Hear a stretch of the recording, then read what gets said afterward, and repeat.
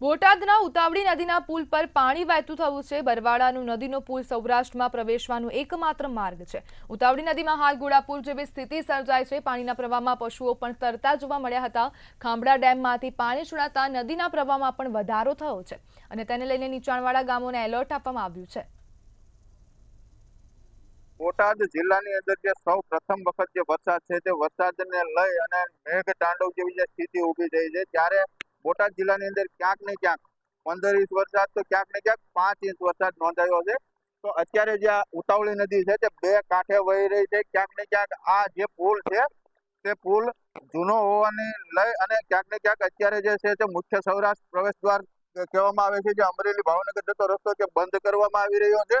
ક્યાંક ને ક્યાંક આ પુલ ટપવાની પણ તૈયારી થઈ રહી છે। પાણીને લઈને નીચાણવાળા જે વિસ્તારોને છે તે તંત્રએ એલર્ટ કર્યું છે અને ક્યાંક ને ક્યાંક તંત્રની જે કામગીરી છે તે સામે દેખાઈ આવી છે કે અત્યારે રસ્તો જે છે તે બંધ કરવામાં આવી રહ્યો છે અને એક બાજુનો જે પુલ છે તે અત્યારે પ્રાથમિક તરીકે જે છે તે ચાલુ રાખવામાં આવ્યો છે। ક્યાંક ને ક્યાંક જો વધારે વરસાદ ઉપરવાસ પડવાના લીધે એ પણ રસ્તો બંધ કરવામાં આવે એવી સ્થિતિ રહી છે। કેમેરામેન ચિંતન વાગડિયા સાથે હરેશ પટગીર, મંતવ્ય ન્યૂઝ, બરવાળા।